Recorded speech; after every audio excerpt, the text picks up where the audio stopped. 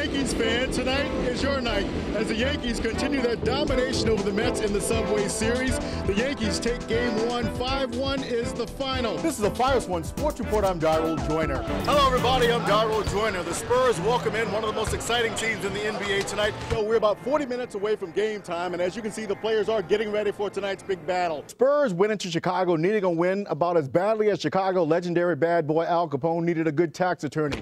That RICO Act will kill you, and so would a 5-game losing streak. It's also the dawning of a new era, that being of Wade Phillips, who showcases a new 3-4 defense against a very trigger-happy Peyton Manning and the Indianapolis Colts. Now, tonight's game is just the first of 4 preseason evaluations. Wade Phillips says the starters will go about a quarter or so. After that, the reserves will come in. Well, 550 miles separates San Antonio from New Orleans. That's about 8.5 hours on the road, a far cry from a 1-game lead that separates the first-place Hornets, who by all accounts wanted no parts of seeing Manu drop 40 on him, as he's done in 2 of his last 3 games. Pop and the new acquisition, Kurt Thomas, getting acquainted before the game. Thomas will probably play Monday night against Atlanta. The Spurs wasted no time. Manu pulls up for the deuce.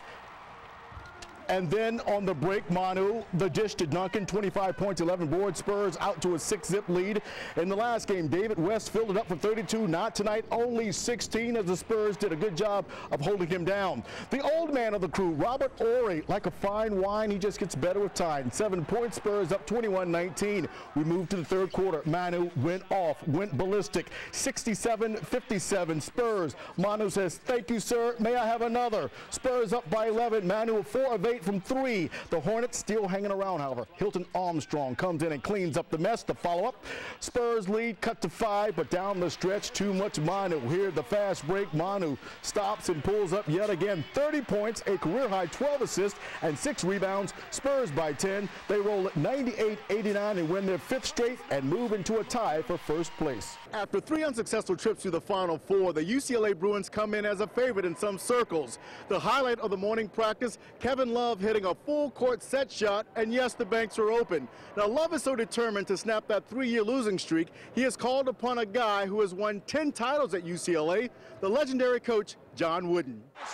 From the mountaintop of winning a Super Bowl to the valley of serving prison time, Plaxico Burress says the reality of his demise did not hit him until the prison bars slammed shut on his first night in the Slammer. It was an out-of-body experience, because, for one, I really didn't think that, what I was going through at that time. I didn't really think I deserved, that kind of punishment. But at the same time, when the doors closed, you kind of took it all in. You was like, seriously, is this really where I am right now? Now, prison life was no picnic. The inmates, not choir boys. And for this Super Bowl champ, he was not given a free pass from some inmates. You would get into a couple, verbal altercations or arguments or whatever with, an inmate or officer. But for the most part, I had just won a Super Bowl, in the same state to which I was sent in prison, so I had a lot of fans in there. With football taken away, Burress did not watch the NFL or even his fellow Giants until the 3rd week of the season. I couldn't turn on the radio. I couldn't listen to none of the sports on radio. I couldn't watch no football games. I had no desire to because it hurt too much. And hurt is what bothered the 11-year veteran, who feels regret for his family and teammates. So if he could go back to that ill-fated night in 2008, I probably never even went left the house because, during a week of a game, on Fridays, me and my wife, we always spend those nights together having dinner and just relaxing.